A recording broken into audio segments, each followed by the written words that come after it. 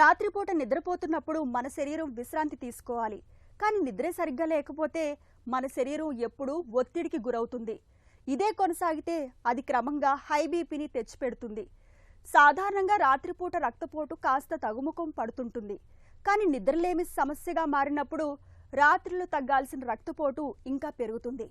మంచి విషయం ఏంటంటే నిద్రను సరిచేస్తే బీపీని కూడా అదుపులోకి తెచ్చుకోవచ్చునంటున్నారు డాక్టర్లు. రాత్రిపూట నిద్రలో ఇబ్బందులు హై బీపీకి ఎలా కారణం అవుతాయో ఇప్పుడు తెలుసుకుందాం.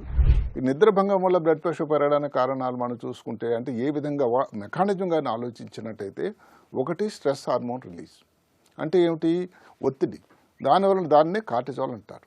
కార్టిజాల్ కానీ ఎక్కువ రక్తంలో కానీ దాని తయారీ వచ్చినట్టయితే బ్లడ్ ప్రెషర్ పెరిగిపోతుంది. రెండోది sympathetic nervous system over activity దానివలన మీ గుండెపోటు పెరుగుతుంది, గుండె కొట్టుకోవడం, బ్లడ్ ప్రెషర్ పెరుగుతుంది, వచ్చే ఇబ్బందులు మనకు తెలుసు. అది కాకుండా రక్తనాళాలు ఏవైతే చాలా అతి సున్నితమైన లోపల భాగాన్ని ఎండోథీలియం అంటారు.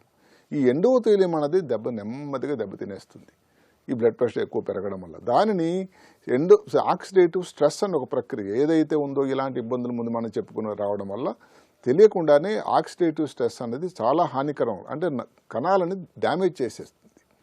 దానివల్ల రక్తనాళాలు మామూలుగా కొంత పని చేసి అవి కూడా అలిసిపోతాయి కదండి, కొంచెం రెస్ట్ అవసరం కదా, ఆ రెస్ట్ కూడా రాకుండా ఉంటుంది. దానివల్ల కూడా బ్లడ్ ప్రెషర్ పెరిగిపోవడానికి ఆస్కారం ఉంది. మామూలుగానే అసలు బ్లడ్ ప్రెషర్ అనేది భారతదేశంలో పెద్ద సంక్లిష్ట పరిస్థితి, సంక్షోభం అయిపోయిందంటే నమ్మండి. ప్రతి 3 భారతీయులలో ఒకరికి బ్లడ్ ప్రెషర్ ఉంది. దీనివల్ల మిలియన్ల కొద్ది మరణాలు జరుగుతున్నాయి, స్ట్రోక్ వల్ల కానీ గుండెపోటు వల్ల కానీ. నిద్ర తక్కువైనా క్వాలిటీ ఆఫ్ ద స్లీప్, లేవడం మధ్యలో ఏదో ఫోన్ వచ్చింది మళ్ళీ మాట్లాడడం, దానివల్ల కూడా బ్లడ్ ప్రెషర్ పెరగడానికి నిద్ర పాలుగా భంగం వల్ల ఇంకేమిటి కారణాలు అంటే ఇప్పుడు నిద్ర తక్కువైంది, మనిషి అలసిపోయినట్టు ఉంటాడు.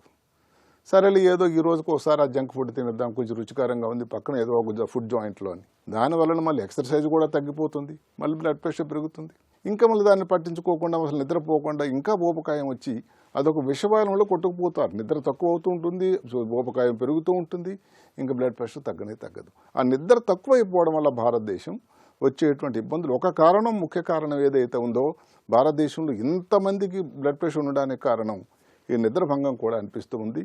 అది కూడా ముఖ్యంగా అన్నది రాత్రి వేళలో నిద్ర డిస్టర్బెన్స్ అవడం వల్ల వచ్చేటువంటి ఈ భంగం.